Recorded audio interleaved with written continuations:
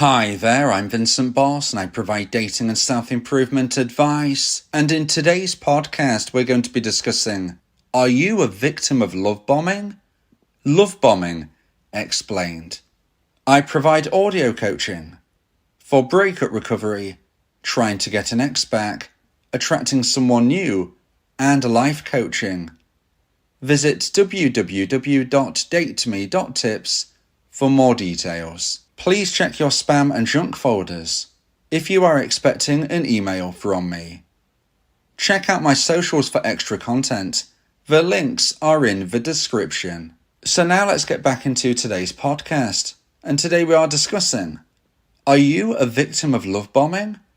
Love bombing explained. So if you felt overwhelmed by love, you likely saw this as a good thing initially. But is it good? In today's podcast, I'll be discussing 3 points to consider about love bombing and whether you're a victim of it. So let's get straight into this. And point number 1 is, what is love bombing?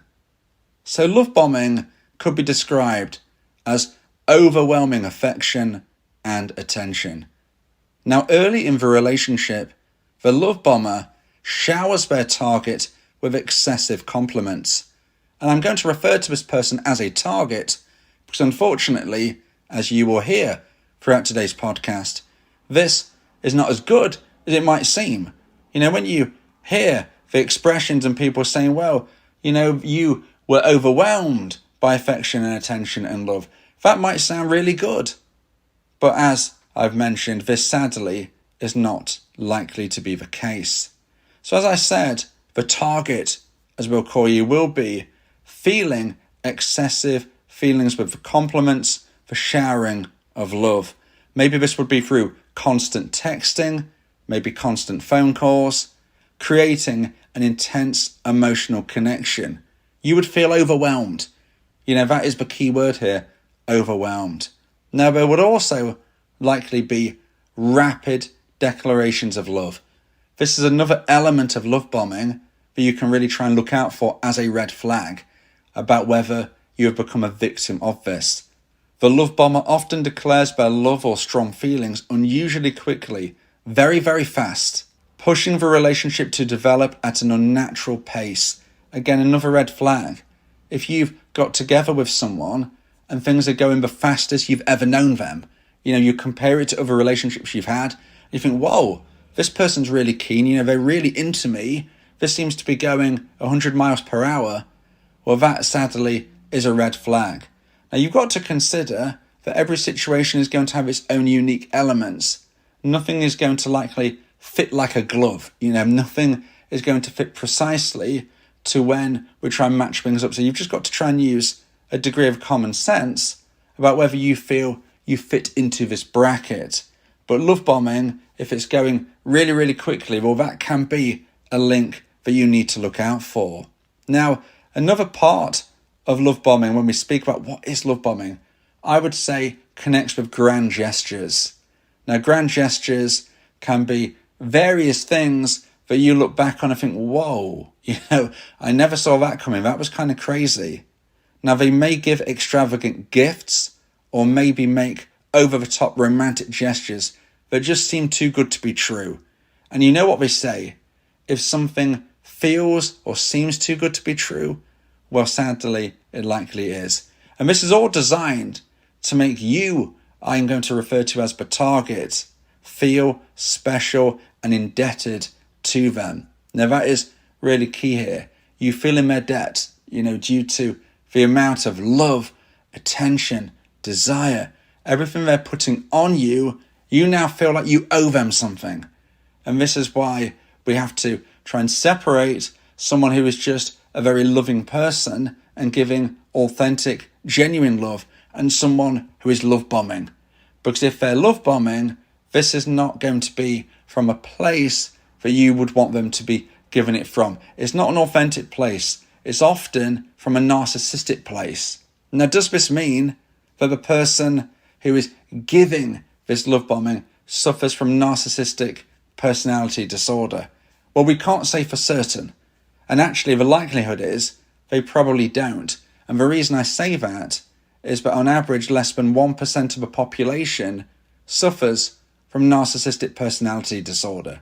So the likelihood is that the person showering you with all of this love and attention, the likelihood is they don't have narcissistic personality disorder. But it doesn't mean that they can't have narcissistic traits, okay? So whether they were to actually get a diagnosis from a doctor that they have NPD, if they were not to get that diagnosis, does it mean their behavior is any better? Well, no, of course it doesn't.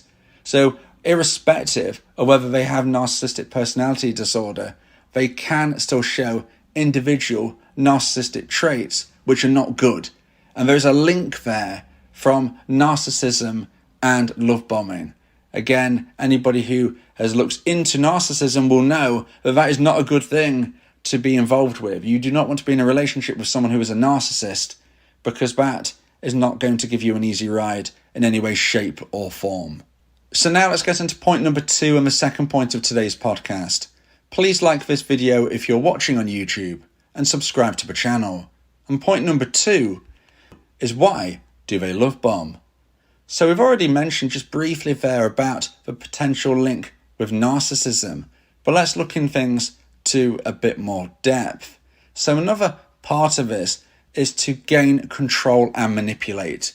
Now remember, we're speaking about people who are love bombing, not people who are just genuinely loving. There is a difference, and you might have someone who at first seems a little bit overwhelming, but actually no, they're not meaning it from any negative stance. But sadly, if all of these red flags start to stack up and you do realise that you're with a love bomber, well, maybe you were a victim, and one of the reasons as for why they were trying to do this to you would have been to gain control and to manipulate. Because by overwhelming the target with affection, the love bomber creates a sense of dependency, making it easier to manipulate and control you. So if you are feeling all of this desire put on you constantly, you are more likely to be able to be manipulated, and therefore you could be under their control, under their spell, and you might not even realise it. You might not even realise that you're falling into this trap. Very few people know that this is coming until it's too late. Sometimes people might think, well, this is kind of weird, and then they find themselves in a difficult situation. But a lot of people I've spoke with who have suffered from love bombing, they didn't really see the severity of it until they was really in the trap, so to speak. Now, another part of why do people love bomb is to establish dominance early. That's the key. Trying to get it in early and trying to reshape the dynamic of this early connection. Quick declarations of love and intense gestures are meant to create an imbalance in the relationship, positioning the love bomber as the dominant figure. Now, maybe in past relationships, you felt like you were the dominant figure in relationships. Maybe you did, maybe you didn't, but either way, if you get trapped by a love bomber, you will find yourself in the submissive role, whether that is something you generally like to be in or not. Often, even if someone does deem themselves as a more submissive person, they certainly don't see themselves submissive in that sense. There is a big difference between being a submissive person in a way that they feel comfortable with and actually desire, and instead being in an almost forced submissive sense. Whether you are submissive by nature or not, if you're in this role due to a love bomber pushing down their dominance onto you, that is not where you want to be. So please don't get that confused. You might listen to this and think, well, I am kind of submissive and I like that. No, you won't like that if a love bomber is pushing you into that corner. It's a totally different experience. Now, there is often a rush of commitment as well from a love bomber. They want to try and rush that commitment because the ultimate goal is to fast track the relationship to a committed stage.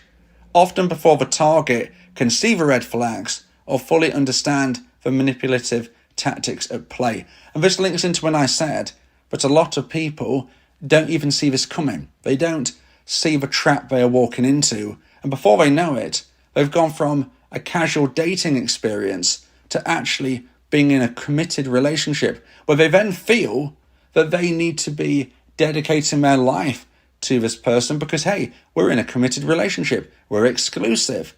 Some people find it particularly difficult to walk away once exclusivity and seriousness has been put into a relationship dynamic. So the love bomber wants that rush towards commitment. They don't want to be in a casual state because that doesn't work for them. Because if you two are casual, you are more easily able to walk away. That's the point. If you can escape their clutches, that doesn't help them. That's not what they want. They want that commitment. So they will rush it. Now, you may have heard me in other podcasts speak about rebound relationships.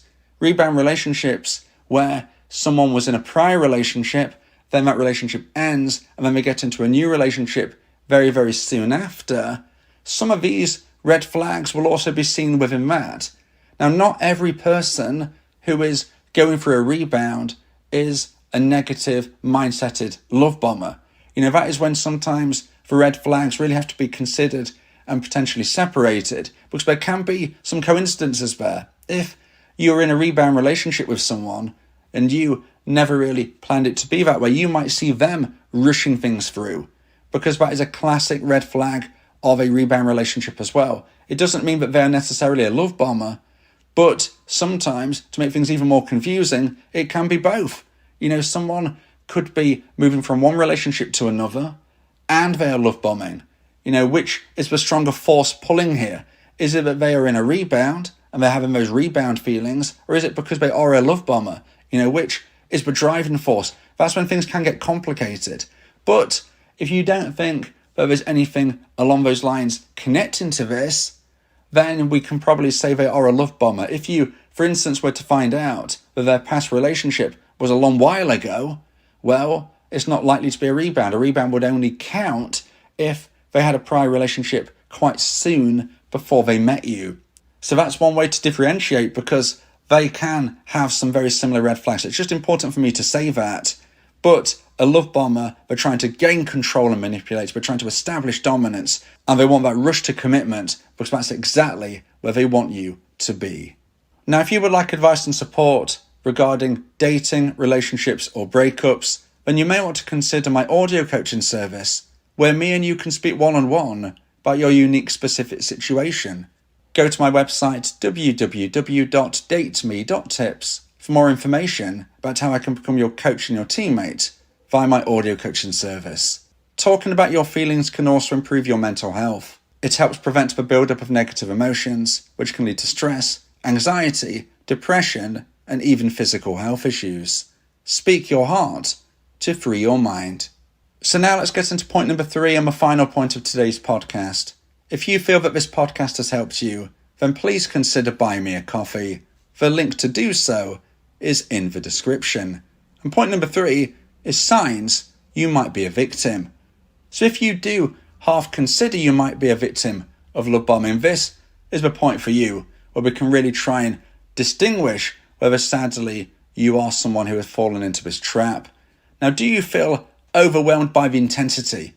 Because if a relationship feels too intense or too fast, and you feel overwhelmed by the other person's constant attention or affection, it may be a sign of love bombing. Now, like I said, there can be other reasons occasionally, but you will have that gut feeling, okay? And that is a very strong red flag indeed, that you are sadly in a position where you are being love bombed. So just look out for that. Let me know in the comments if this is something you've gone through, because it's always important to try and share your thoughts and share your feelings. When people are being manipulative, when people are trying to insert their dominance, often it's their silence that they seek. If you are struggling and you don't feel that you can talk to anyone, well, you are trapped. If you are able to speak with someone, share your thoughts and feelings, that is not what an abuser wants. An abuser wants your silence. So just bear that in mind. If you feel comfortable sharing your experiences in the comments, it might be a first step before you feel able to share that with friends, family, doctors, counsellors, myself and my audio coaching service. Who knows, if things have got really severe, you might even need to contact the authorities, depending on your specifics. But trying to escape that feeling is often trying to speak about it, and it's really important that you do. Now, another sign that you might be a victim of love bombing is inconsistent behavior. Now, the love bomber might alternate between extreme affection and sudden withdrawal. Again, it's something to look out for. Do they go really intense on you and then pull away really quickly? Because that push-pull effect can be something that the love bomber tries. If you start to feel confused and seeking their approval or reassurance, that can be another red flag and a sign that you are a victim of love bombing. That's in their playbook. If they do that push-pull, if they go really intense on you and then withdraw, how does it make you feel? Well, it leaves you feeling confused and it leaves you seeking their approval and or reassurance because you crave that dopamine hit that they're giving you. Remember, the love bombing effect initially can sometimes feel quite good. The reason it does is because you're getting that dopamine hit. And what happens if you get constant dopamine and then it's removed? It's taken away from you? What happens then? Well, sadly, that means that you crave it. You start to crave them. That is exactly what they want.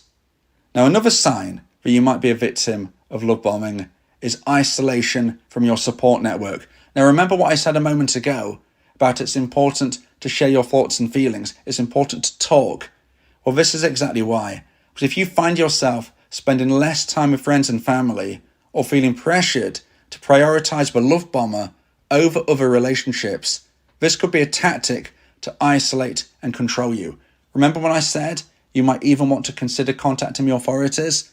Well, if you are in this position, they might actually be breaking the law. Depending on where you live, the country that you live, I don't know the laws of where you live, but I would say there are a number of places around the world where this position would actually be illegal. So again, know your rights and understand that if you are being coercively controlled almost to remove yourself from your network of your family and your friends, that's not right on any level, and it also might not be right within the law. Now you have to consider exactly where you're at. You might see a few of these things we spoke of today, and maybe you see all of them.